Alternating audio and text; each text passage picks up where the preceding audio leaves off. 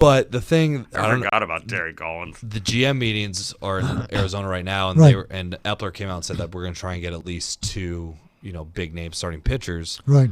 But then I just heard from Boris's camp reading up today that now Cole's saying that he's upwards for $300 million, and it's like, I don't know if the Angels. Can you have a 400 and a 300? I heard Ken Rosenthal coming in, and he said he thought around 250.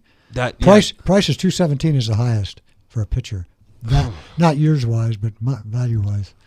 Wow, that's what is that? Is that how many years is that for a pitcher? That's going to be that's my guess, probably 8 years. It's got to be. He's what, 29? Yeah, it's going to be probably 8 year, probably opt out after 5. That's my guess. Like everybody else, like every other pitcher, there's an opt out after year 4 or 5. I just don't know about. I'll never forget when I was covering the Angels. I was sitting with Don Drysdale in the press room in Arlington one night before a ball game, and when free agency was just starting to make its face shown, and he said, I would never sign a pitcher for more than 2 years. Really? Because just of the wear and tear. Of course, this is back in the day when Nolan Ryan's throwing 300 innings a year. Yeah. But there's it's just so easy to get a Tommy John or something here, something especially there. Nowadays. And can you imagine? I mean, Price had a 7-year contract, and look how much time he spent on the disabled. He spent out a lot. David Price. Oh yeah. No, I know. And he had I think he had a 7-year contract. Yeah, Darvish has got a 7 or 8 year deal. Yeah. It's just unbelievable. I don't get it. To pitch every 5th day. That's the other thing that just blows my mind is these pitchers are getting way too much money. Well, everybody seems to think that Cole's going to sign with the Angels, but you're going to sign with the Angels for $300 million. Would you rather do that, or would you rather go get a couple of 2 or 3 Zach Wheelers or that type of?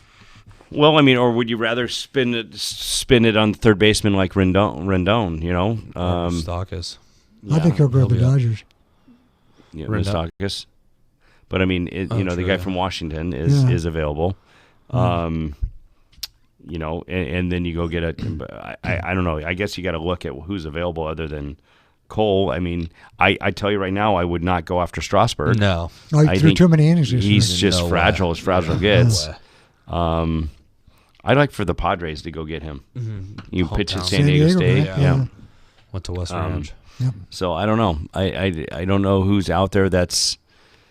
Again, it's just not one pitcher. You need a lot there. There's right. you need a closer. You need a setup guy. There's a lot of stuff there. I watched Moneyball the other night. It was great. There we go. Yeah, it was blast. She's like, "What are you watching?" I'm like, "Sit down. You'll enjoy it." So. Adapt or die. Yeah. You got 162 games, and your pitcher only makes maybe 25, 30 starts. I mean, what are you gonna do with the other 130 starts? I would go after a Zach Wheeler, Robbie Ray, and be done with it. Yeah, those are 2 legitimate arms. Robbie Ray, Zach Wheeler, really, yeah. I'd go after Wheeler because Wheeler's he could be a number 1 in some clubs, but he's a solid number 2. I don't know who the Angels number 1 would be, but you get those 2 guys. They're probably about the same price as like a $250 million deal.